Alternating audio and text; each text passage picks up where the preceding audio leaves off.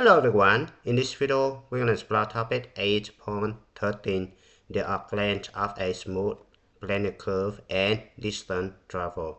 This one is the AP Calculus BC topic. Now let's derive the arc length formula.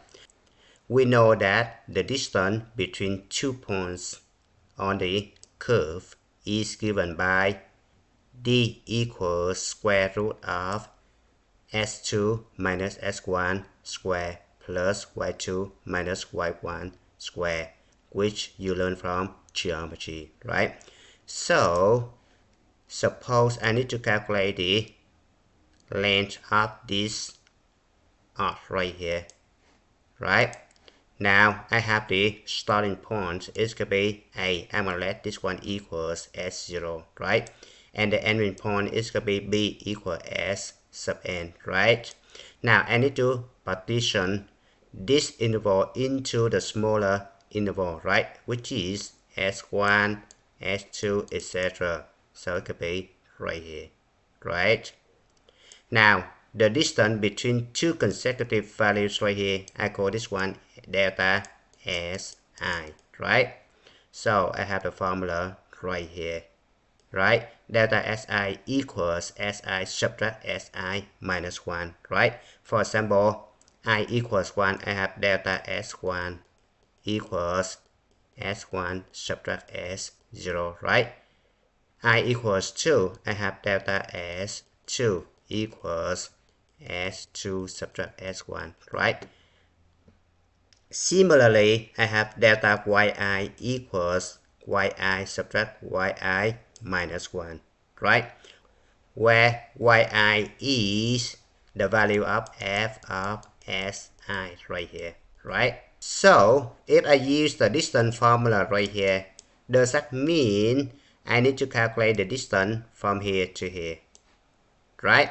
And then I'm going to calculate the distance from here to here, and then from here to here, from here to here, etc. until I reach the last point, right? Now, if I add this guy up, right? So does that mean I'm going to use summation notation? Sum of square root of si minus 1 square plus yi minus 1 square, alright, where I goes from 1 to n, right? Now this guy right here actually delta si, right? This guy actually delta yi, right? I'm going to multiply the top and bottom by delta si square, right? So that's why I get this one, right? Now I'm going to split this one into two fractions, right? This guy divided by this guy equals 1. And I'm going to write this one as delta yi over delta si all together squared, right? Multiply by delta si because I'm going to take square root of this one, right? Now, the approximation improves as we take the number of segments to infinity, which means when n approaches infinity, we use more and more subdivisions. We obtain limit of the whole thing right here when n approaches infinity. Alright, now since f prime of s exists for every single s in the interval s I minus 1 s I, right? The mean value theorem guarantees that there is a number ci inside this interval such that f prime of ci equals f of si minus f of si minus 1 over si minus si minus 1, right? So f prime of ci right here is exactly delta yi over delta si. Then this guy right here can be written as L equals limit of the sum when I goes from 1 to n. square root of 1 plus f prime of ci altogether square times delta si, right? When n approaches infinity, right? Now, using the definition of integration, we have this guy right here, right? Alright, definition of arc length. Let the function given by y equals f(s) represent a smooth curve on the interval a and b. The arc length of the function f between a and b is given by this formula. Similarly, for a smooth curve given by s equals g of y, the arc length of the function g between c and d is given by this formula. Alright, now again, we have the point on the line s1, y1 and s2, y2. Alright, the distance from here to here is given by the formula d equals square root of s2 minus s1 square plus y2 minus y1 altogether square, right? Which is you already learned in geometry. Now, we're going to use calculus to prove this formula. So how do we do it? Now, we're going to start by saying f prime of s. This guy actually the slope of the tangent line, right? It's going to be given by the formula y2 minus y1 over s2 minus s1, right? And this one is the change in y divided by change in s, or rise over run, right?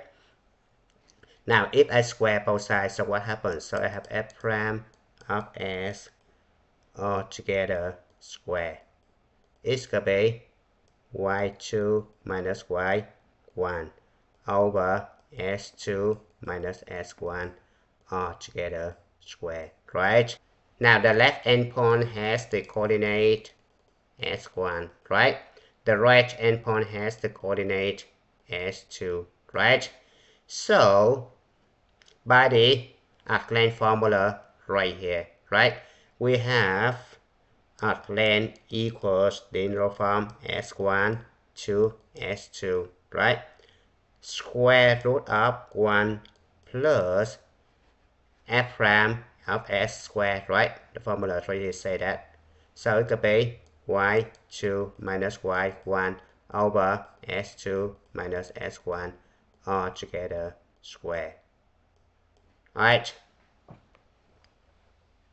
Now, number 1 right here can be written as s2 minus s1 over s2 minus s1 all together square, right? And I'm gonna rewrite every single thing else, right? Now, since this guy and this guy have the same denominator, which is s2 minus s1 square, right? So I just rewrite this one in the same denominator, right? Now, keep in mind, the whole thing right here actually a constant, right? Because given right here, it's not variable. Variable right here is just s right here.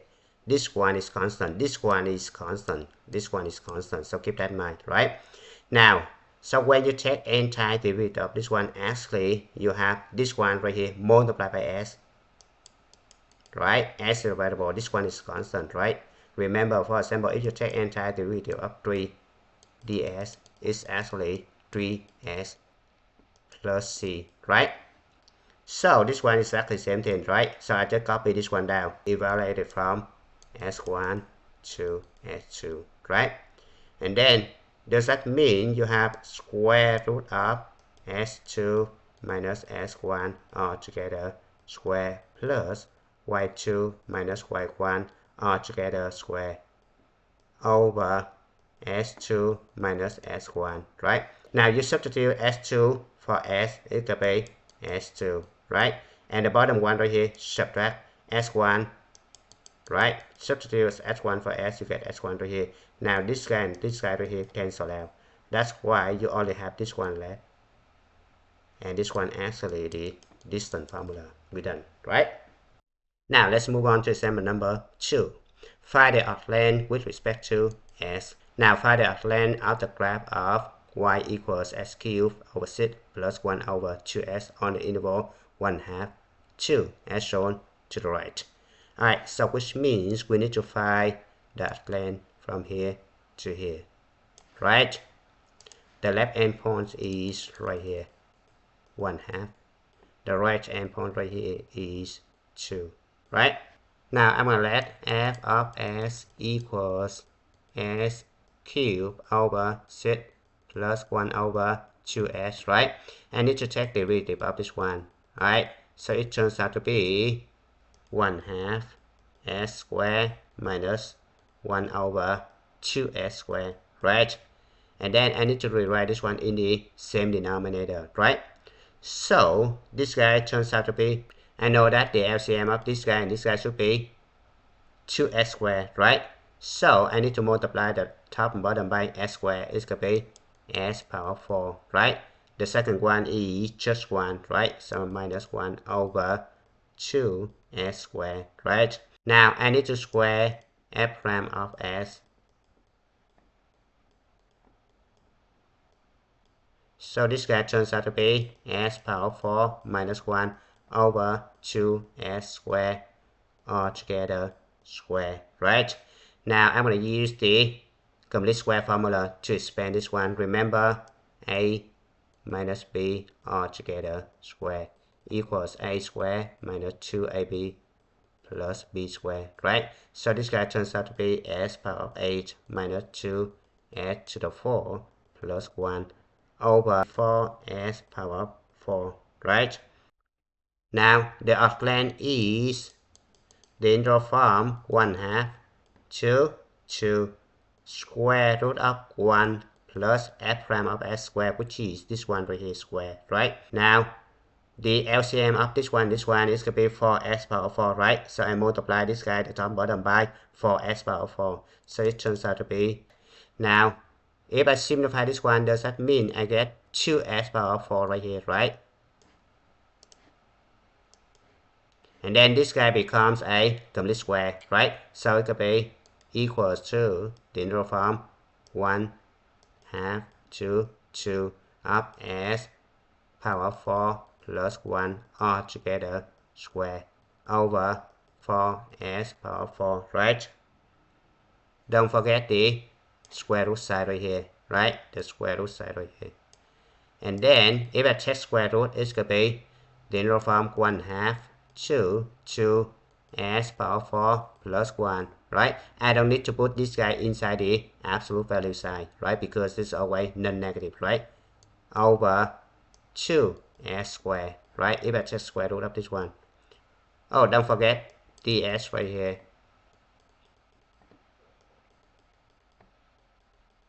Now I need to do long division, right? So this guy turns out to be the integral from 1/2 to 2 of 1/2 s squared plus 1/2 s power of negative 2 ds.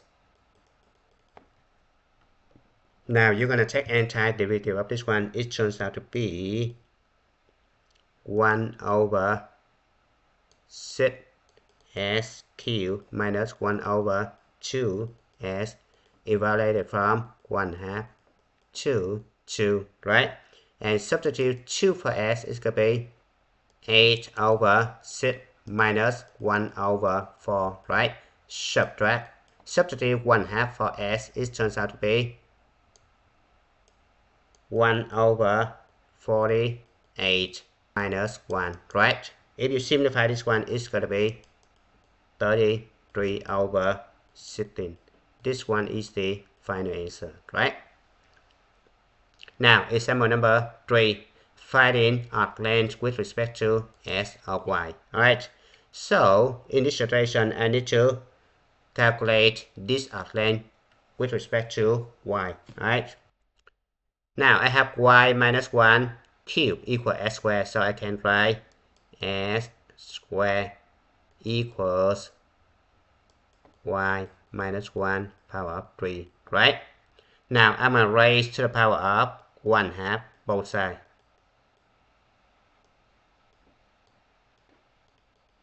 Alright, so what should I have? 2 and 2 right here cancel out, so s equals y minus 1 all together power of 3/2, right? So I'm going to call this one as function g of y, right? Make sure the left hand side only have s, keep that in mind. Now I'm going to take the derivative of this one, so I have g prime of y equals, I'm going to use the power rule, right? So it could be 3/2 times y minus 1 all together power up 3/2 subtract 1 is going to be 1/2, right? And don't forget the chain rule, multiply by this guy prime, but this guy prime right here equals 1, right? Which means you need to multiply by y minus 1 prime, but the derivative of this one equals 1, right? So I don't need to write. Now I need to square both sides, right? So I have g prime of y all together square equals, this one square is going to be 9/4. This one square is going to be y minus 1, right? Now the arc length is the interval from, remember this one in terms of y, right? So we need to pick the y coordinate right here, 1, 2, 5, right? 1, 2, 5. Square root of 1 plus g prime of y squared equals 9/4 times y minus 1, right? Now I'm going to simplify this one. It turns out to be, multiply this guy, the top bottom by 4. So what should I have? I put this one on the side. 1 plus 9/4 times y minus 1, right? So I'm going to multiply this one by 4 on the top and bottom, right? So it could be 4/4, right? So it turns out to be 4 plus, distribute this one, it could be 9y minus 9/4, right? Now it's going to be 9y minus 5/4, right? And it's going to be, when you take square root of 4, it turns out to be 2, right? So this guy turns out to be 1/2, like this. Integral from 1 to 5 square root of 9y minus 5 dy, right? Now I'm going to use u substitution, right? So I'm going to let u be square root of 9y minus 5, right? Then I'm going to square both sides, so it could be u square equals 9y minus 5, right? I'm going to take derivative both sides, so it's going to be 2u du equals 9 dy, right? And I need to solve for dy only, right? So I divide both sides by 9, right? So this guy turns out to be 2u/9 equals dy. Now I need to find the new lower bound and upper bound, right? So y equals 1, upper bound y equals 5. Now the new one, u equals, substitute 1 for y into this one right here. Alright, so we have 9 times 1 equals 9, subtract 5 is going to be 4, square root 4 equals 2, right? Now substitute 5 for y, so it could be 5 times 9, it could be 45, 45 subtract 5, it could be 40, so it could be square root of 40.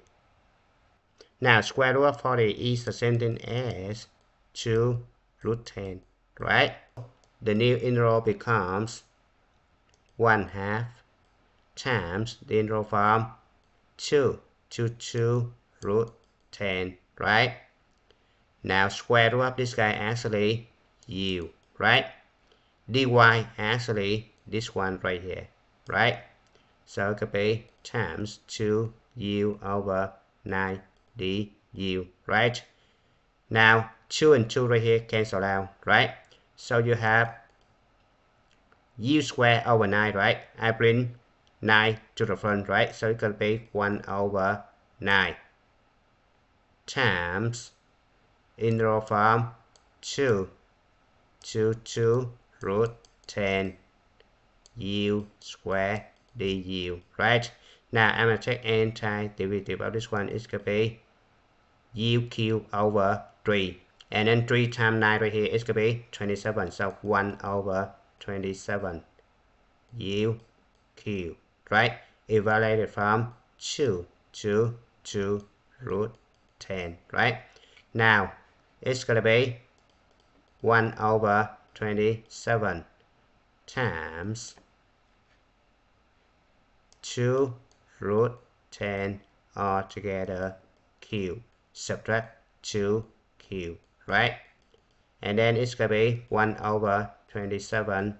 Simplify this one, 2 cube, it could be 8.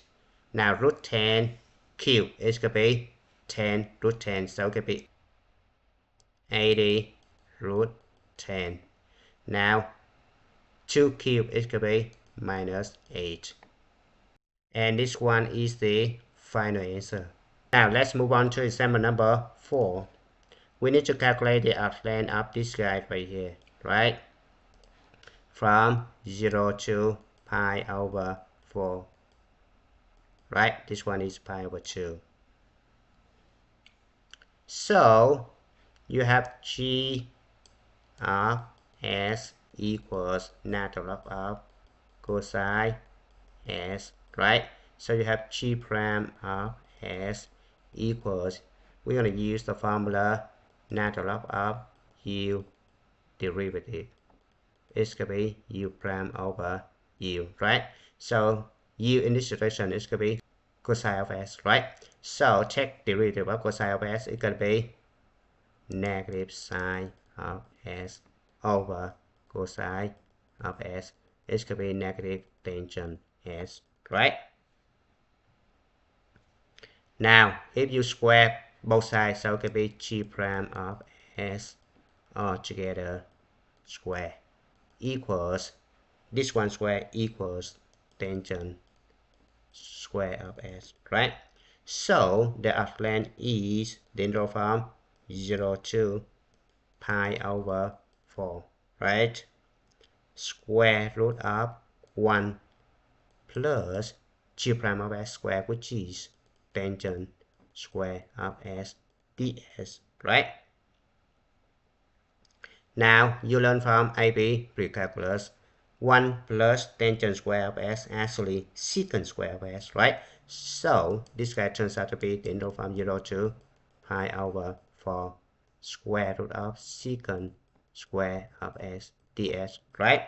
Now square root of secant square of s actually secant s, right? So it's going to be integral from 0 to pi over 4 secant s ds, right?